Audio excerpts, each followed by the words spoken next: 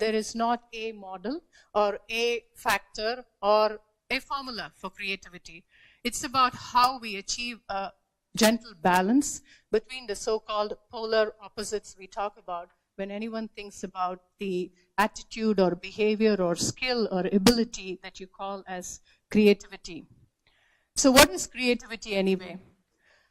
These are a bunch of definitions out there. Ken Robinson, the expert who actually talks about how school education stifles creativity and the whole creativity in children is gone.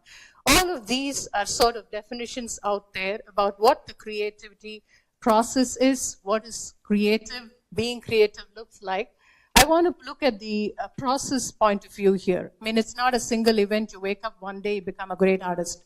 It's how you nurture the whole being. You get there, the process of being creative, and that's the message where you get to the balance. And it's never too late to get that balance.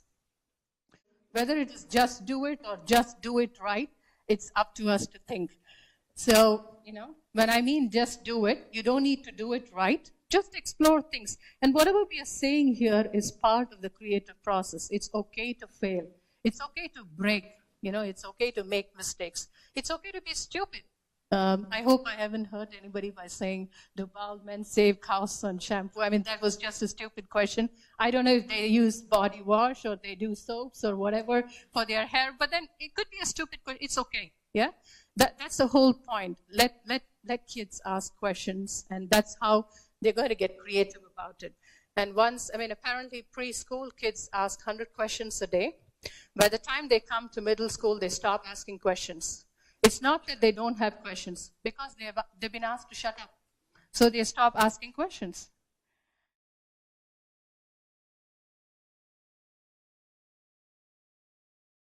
Now, creativity is actually quite difficult to study.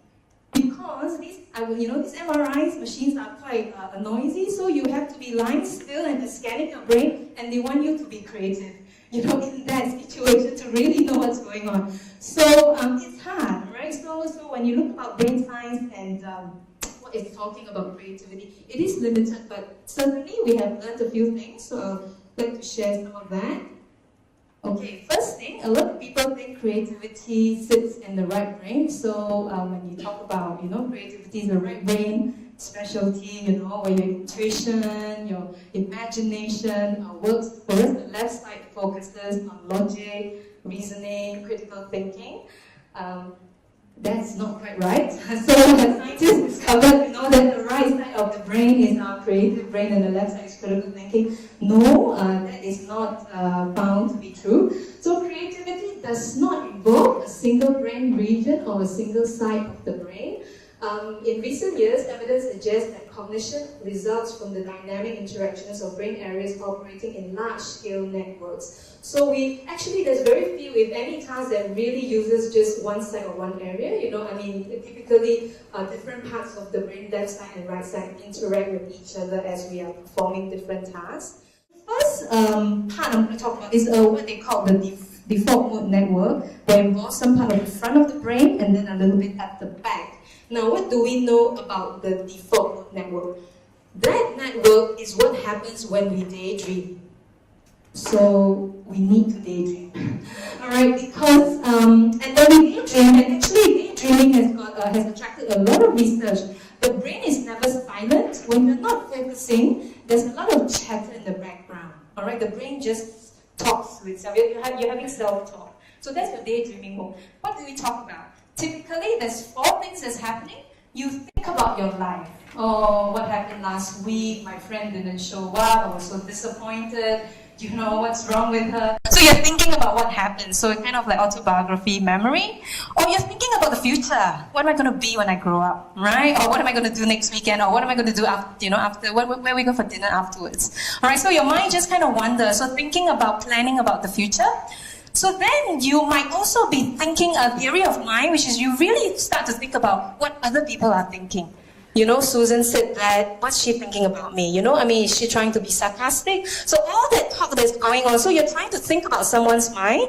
And then the last bit is moral. So you're making judgments. Okay, Susan wasn't nice, or, we shouldn't have done that, or, somebody should. So you're making a lot of judgments as well. So this is just the background, nothing conscious. We just all drift into this mode. So this is kind of like the imagination, or what we call the daydreaming network.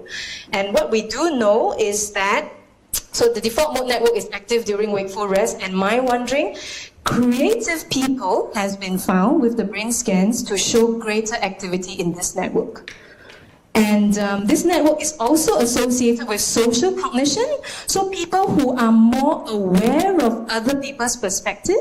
All right, so you're more tuned socially, the people who have more empathy, theory of mind. It means I can kind of predict or think about what you're thinking. Yeah, so they have shown that it's associated. We don't know if there's a causal relationship, but certainly if you have stronger firing, that set of muscles are stronger, you tend to be a little bit, you tend to daydream a little bit more, but you also tend to be a little bit better with your emotional sensing of people.